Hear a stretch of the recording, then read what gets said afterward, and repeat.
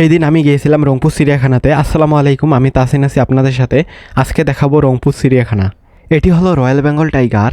ইতিহাস অনুসারে অধিকাংশ বাঘের বসবাস ছিল এশিয়া, মধ্য এশিয়া। গত শতাব্দীতে পৃথিবীর বন্যবাঘের সংখ্যা প্রায় কমেছে 95 ভাগ। 1990 সালে পৃথিবীর বন্যবাঘের সংখ্যা ছিল প্রায় 1 লক্ষ, যা বর্তমানে দাঁড়িয়েছে 3890টিতে। WFF and global tiger farm 2016 অনুসারে এর বিস্তৃতি বাংলাদেশের সুন্দরবন অঞ্চল, ভারত, নেপাল, ভুটান ও বার্মা। এদের খাদ্যের মধ্যে হরিণ, অ্যান্টেলপ, শূকর, মেঘ, বুনো শুয়োর, খরগোশ, বানর, বন্যগরু, ময়ূর, নেকড়ে এবং আরও অন্যান্য স্তন্যপায়ী প্রাণী খেয়ে থাকে। প্রকৃতিতে এরা 12 থেকে 15 বছর এবং আবদ্ধ অবস্থায় 15 থেকে 18 বছর বেঁচে থাকে। এটি হলো গাধা।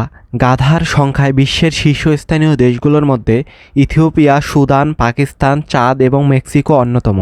এশিয়ার দেশগুলোর মধ্যে চীন, ভারত, পাকিস্তান, আফগানিস্তানে প্রচুর পরিমাণ গাধা পাওয়া যায়। এরা অত্যন্ত কৌতূহলী ও শান্ত প্রকৃতির প্রাণী। এদের পরিপাকতন্ত্র খুবই শক্তিশালী এবং যে কোনো শক্ত, নিম্নমানের গাছপালা খুব সহজে হজম করতে পারে। এরা খুব অল্প খাবার ও পানি খেয়ে দীর্ঘদিন বেঁচে থাকতে পারে। উন্নত পরিবেশে গাধা 12 থেকে 15 বছর বাঁচে এবং মানুষের যত্নে এরা 25 থেকে 40 বছর পর্যন্ত বাঁচতে পারে। এটি হলো চিত্রা হরিণ, ভারতীয় উপমহাদেশের সবচেয়ে সুন্দর ও পরিচিত হরিণ প্রজাতি।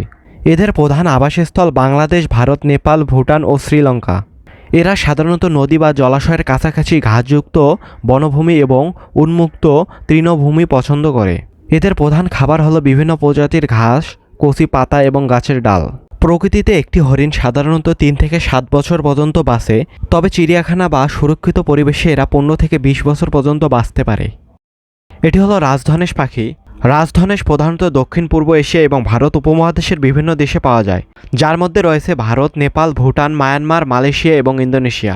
বাংলাদেশে এটি বর্তমানে বিরল এবং শুধুমাত্র চট্টগ্রাম ও সিলেট বিভাগে মাঝে মাঝে দেখা যায়। এরা প্রকৃতিতে সাধারণত 30 থেকে 35 বছর বেঁচে থাকে।